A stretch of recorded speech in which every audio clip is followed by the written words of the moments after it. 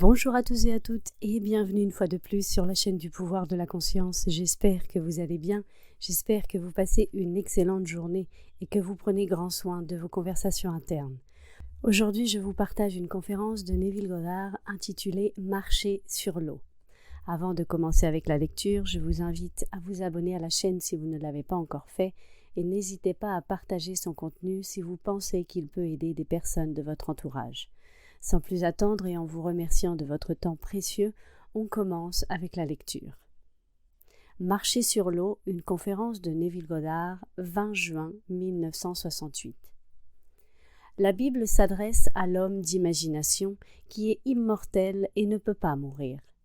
Le corps éternel de l'homme est l'imagination qui est Dieu lui-même. Le corps divin, Jésus, nous en sommes les membres. William Blake.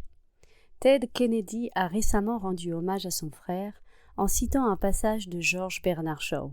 La pensée était la suivante. Certains hommes voient les choses telles qu'elles sont et demandent pourquoi. Moi, je rêve des choses qui n'ont jamais été et je demande pourquoi pas. Quand vous pensez à votre naissance dans ce monde comme un acte de Dieu, est-ce que quelque chose peut être impossible pour Dieu? Ne sachant pas comment ni pourquoi vous êtes ici, vous péchez contre le Saint-Esprit lorsque vous osez mettre une limite au pouvoir qui vous a amené ici. Il n'y a pas d'autre péché contre le Saint-Esprit que la croyance de l'homme que quelque chose est impossible pour sa propre merveilleuse imagination humaine. Je veux que vous vous engagiez totalement. Ne mettez pas de limite au pouvoir créatif de Dieu. Imaginez l'inimaginable et marchez sur l'eau à travers la foi. L'eau symbolise votre acceptation de la vie comme psychologique et son drame qui se déroule dans l'imagination. Quand vous cessez de vous excuser vous-même ou quiconque pour les expériences de la vie et que vous commencez à réorganiser la structure de votre esprit pour sentir que votre désir est accompli, vous marchez sur l'eau. Les Écritures parlent de la prière, de l'eau et du vent. Acceptez les faits de la vie et vous marchez sur la pierre. Changez les faits dans votre imagination et vous les avez transformés en vérité psychologique, qui devient alors une expérience spirituelle. Quand vous vivez selon ce principe, vous marchez sur l'eau, vers votre naissance de l'au-delà. Laissez-moi maintenant partager quelques expériences d'un ami qui pratique l'art de marcher sur l'eau. Dans sa lettre, il disait « Il y a une dame dans mon bureau qui parlait constamment de l'absence d'hommes décents, éligibles, déclarant qu'ils étaient tous de la racaille et des bons à rien. Il y a 6 semaines, en rentrant du travail, j'ai révisé ses paroles. Je l'ai entendu me dire qu'elle sortait avec un homme merveilleux et partageait les choses merveilleuses qu'ils faisaient ensemble. Récemment, cette dame avait l'air si triste que je me suis souvenu de réviser ses paroles encore une fois. Alors je l'ai fait. Hier, elle a passé 20 minutes à me parler du parfait gentleman avec qui elle sort maintenant. Il doit être formidable, car cette dame marche maintenant en extase. » Puis il continuait en disant « Un associé m'a demandé d'écrire une nouvelle révision pour son client. J'ai rassemblé tout le matériel dont j'aurais besoin, je l'ai mis dans un dossier et je l'ai placé sur mon bureau, qui était déjà rempli de travail en attente.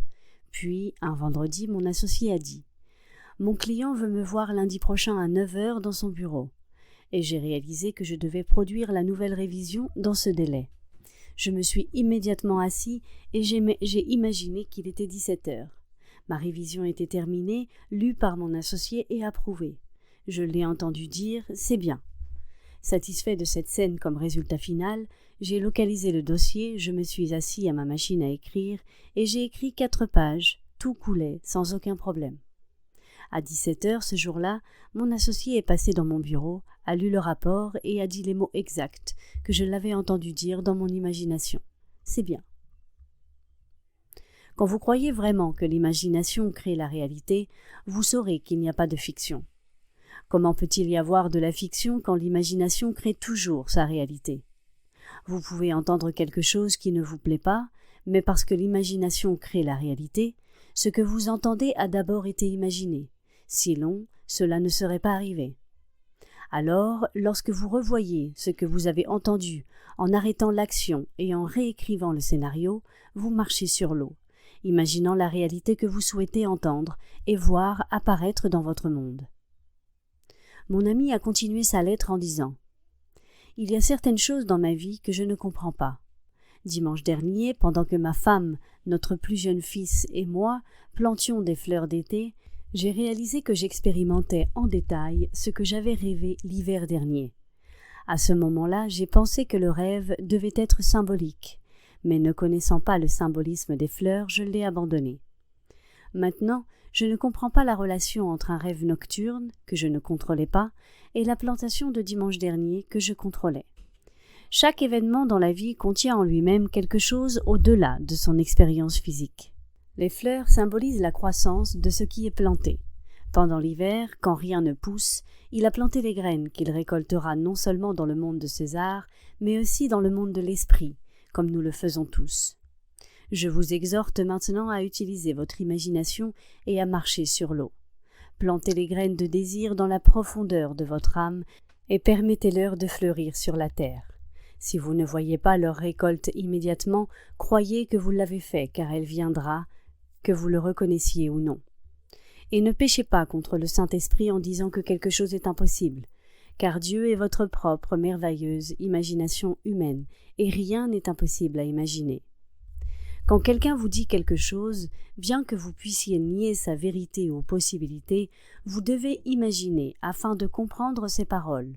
Sauf, bien sûr, s'il parle une langue étrangère, alors tout est un non-sens. Comme Paul a dit, je préférerais parler 5 mots avec compréhension que 10 000 mots qui ne peuvent être compris. Ne pensez pas aux raisons pour lesquelles vous ne pouvez pas avoir votre désir. Pensez simplement que vous l'avez déjà. Si vous vous dites à vous-même que ce n'est pas possible, vous péchez contre le Saint-Esprit. Je ne connais aucune limitation au pouvoir de Dieu. David est écrit dans le livre de Samuel comme blond, avec des yeux bleus et une peau claire. Si vous jugez par les apparences, alors certaines races pourraient être exclues. Mais David n'est pas de ce monde. David est celui qui émerge en nous à cause de la descente, de la semence de Dieu. Que vous soyez caucasien, noir ou oriental, Christ, qui est la semence de Dieu, descend et se plante en vous. Et lorsque l'union entre cette semence supérieure descendante et ce qui n'est qu'un être animé a lieu, vous êtes individuellement élevé à un monde surnaturel, où vous vous connaissez vous-même comme le Père du Fils unique engendré de Dieu, David. Je vous exhorte à utiliser votre imagination pour tout ce qui est aimable et aimé. Peu importe quel peut être votre désir, votre imagination vous le donnera, car l'imagination humaine est le corps divin que le monde appelle Jésus. Parce que vous pouvez imaginer, et je peux imaginer, nous sommes membres de ce corps divin, et toutes choses sont possibles pour lui. Il n'y a rien d'impossible pour Dieu. Tout ce que vous avez à faire est d'imaginer son accomplissement. La foi est une expérience qui se termine comme une expérience. Expérimentez en croyant que vous avez déjà tout ce que vous désirez et vous aurez l'expérience. Éprouvez-vous comme mon ami l'a fait. Il a expérimenté avec la pensée que la dame avait un merveilleux petit ami. Puis il a imaginé lui parler du nouvel homme dans sa vie. Ensuite, son expérience est devenue sa réalité. Vous êtes le centre du monde dans lequel vous vivez. Un autre apparent n'est qu'une extension de vous-même, car le centre de votre être est proétique. C'est lui qui joue les rôles de tous les autres apparents. Je vous défie d'expérimenter avec un nouveau ou un meilleur travail, un mari ou une femme, une nouvelle voiture ou une maison. N'essayez pas d'analyser vos désirs ou de vous blâmer, car dès que vous le faites, vous découvrez d'innombrables choses désagréables, et dès qu'elles sont pensées, elles sont formées. Personne n'est sans péché. À un moment donné, tout le monde a mentalement convoité ou volé.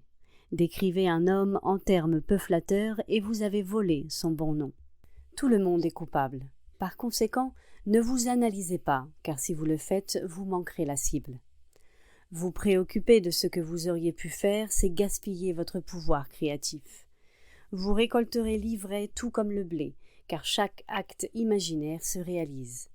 Mais commencez dès maintenant à planter quelque chose de gentil, non seulement pour vous-même, mais aussi pour votre voisin, votre ami ou votre enfant. Tombez amoureux de l'idée qu'il est heureux et en sécurité.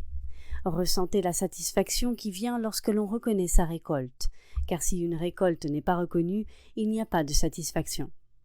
Mais quand vous faites quelque chose consciemment et que vous voyez votre récolte, vous recevrez une immense satisfaction. Prouvez que vos pensées ont un pouvoir créatif en imaginant constamment et marchez sur l'eau. Peu importe ce qui se passe au cours de la journée, réexaminez-la. Faites du jour ce que vous voulez qu'il soit et marchez sur l'eau.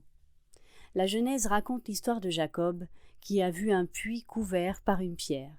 En élevant la pierre, il a tiré de l'eau pour son troupeau.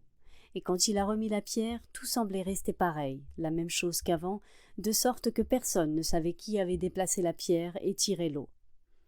Dans le Nouveau Testament, Jésus a accompli son premier miracle en remplissant les jarres de pierre avec de l'eau et en tirant du vin. Les faits aveuglent le moi à l'imagination. Je suis venu pour guérir cette cécité et vous montrer comment enlever les actes de la nature. La femme au bureau a partagé ses faits, tout comme l'homme qui a été réprimandé. En découvrant que l'imagination est son puits, mon ami a retiré ses faits de pierre de son esprit et a tiré la vérité qu'il désirait entendre de son imagination et l'a placée dans un autre récipient, un autre fait. Versez de l'eau dans n'importe quel récipient et peu importe la forme ou la taille que le récipient peut avoir. Gelez le récipient et l'eau aura pris sa forme. Ainsi, si vous retirez la pierre et vous tirez de l'eau, vous pouvez la placer dans n'importe quelle forme que vous souhaitez et elle se matérialisera. Ne laissez passer aucun jour sans pratiquer l'art de marcher sur l'eau. Chaque fois que vous utilisez votre imagination gentiment au nom d'un autre, vous faites office de médiateur de Dieu avec l'autre apparent.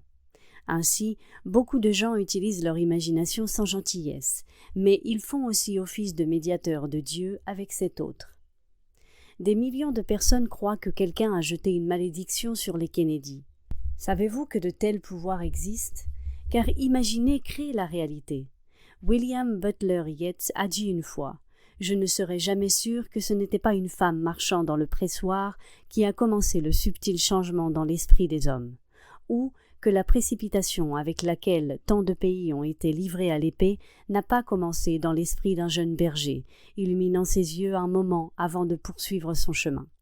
Qui, ce soir, se sentant blessé et trahi par un ami, mettra ses pensées de colère et de vengeance en mouvement sans aucune pensée de repentir?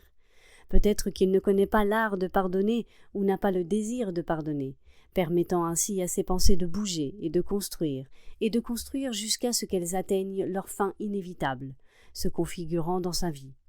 Mais comme George Bernard Shaw a dit, certains hommes voient les choses telles qu'elles sont et disent « pourquoi ?» Je vois les choses qui n'ont jamais été et je dis « pourquoi pas ?» Je vous raconte l'histoire incroyable de Jésus-Christ, le modèle que l'homme doit suivre afin d'échapper à la mort éternelle et dire « pourquoi pas ?» Comment pouvons-nous, nous qui sommes nés physiquement par la grâce de Dieu, mais nous ne pouvons pas faire pousser un cheveu sur notre tête ou un ongle de doigt, oser mettre une limite au pouvoir de Dieu? Si la grâce de Dieu nous a donné la naissance physique, ce même pouvoir ne peut-il pas nous donner la naissance spirituelle dans un monde plus élevé? La promesse est la suivante: vous naîtrez d'en haut. Si Dieu fait une telle promesse, il a le pouvoir de la tenir, et il le fait à travers son don de la vision.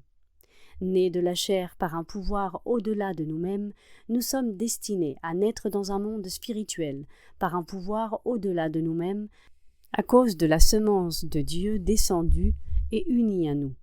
Elle a été plantée par un acte créatif, et quand cette semence est fertilisée, elle éclate. Le modèle s'éveille, et nous nous déplaçons vers une ère entièrement différente. Le modèle de Dieu a éclaté en moi. Je vous raconte mon histoire dans l'espoir que vous qui l'entendiez la croirez et testerez sa vérité par vous-même. Je vous ai parlé de la loi de César, vous apprenant à marcher sur l'eau et à utiliser cette loi psychologique pour changer votre monde, non seulement pour vous-même, mais aussi pour les autres. Personne n'a besoin de rester derrière la proverbiale boule de 8, s'il connaît cette vérité. Il n'y a pas besoin de mendier ou de demander quoi que ce soit à qui que ce soit, car tout vit dans l'imagination humaine, prêt à être approprié et rendu visible. Tout le monde naîtra d'en haut, car tout le monde est Dieu et il n'y a rien d'autre que Dieu. Personne ne peut échouer, mais l'histoire de Dieu doit être entendue et crue. Ainsi, Dieu s'envoie lui-même comme messager, choisissant un individu et l'imprégnant. La personne peut ou non savoir ce qui se passe, mais à l'intervalle de temps parfait, la naissance aura lieu. Tout le monde ici est appelé avec un but. Si vous n'avez pas été unis avec cette semence, attendez, car cela va arriver et il ne sera pas en retard. Il y a ceux qui ont été conscients lorsqu'ils ont reçu la semence, d'autres non. Mais quand l'enfant naît, importe-t-il si le moment de la conception est rappelé ou non? C'est tout l'accomplissement d'un plan parfait dans le corps éternel de Dieu, chacun remplissant son ordre spécifique. Il y a ceux qui seront l'apôtre, d'autres le prophète, d'autres encore le professeur, l'assistant et le guérisseur. Il y a différents niveaux dans le corps de Dieu, mais cela n'a pas d'importance, car dans ce corps, nous sommes tous un. Prenez-moi au sérieux, quand vous savez ce que vous voulez dans la vie, construisez une scène qui impliquerait que votre désir est accompli. Voyez-la aussi clairement que possible, ressentez sa naturalité, expérimentez-la, jusqu'à ce que vous sachiez que la scène et tout ce qu'elle implique est réel. Maintenant, dans la mesure où vous croyez en sa réalité, votre expérience dans votre imagination se transformera en votre expérience. Ne vous arrêtez pas là, continuez d'imaginer et partagez vos résultats avec les autres. Dites-leur comment se libérer de cet esclavage à César. Quand vous savez qui vous êtes vraiment, vous n'envierez personne. Comment pourriez-vous, quand vous savez que vous êtes Dieu et qu'ils ne sont que vous-même projetés à l'extérieur? Si demain quelque chose arrive dans votre vie qui ne vous plaît pas, ne l'acceptez pas, car ce fait aveugle le moi à l'imagination. Éliminez la cécité en vous demandant ce que vous aimeriez, au lieu de ce qui semble être. Entrez dans cette pensée, délectez-vous de cela comme si c'était un fait. Persuadez-vous que ça l'est, croyez en sa réalité et ça deviendra votre expérience. Maintenant, entrons dans le silence.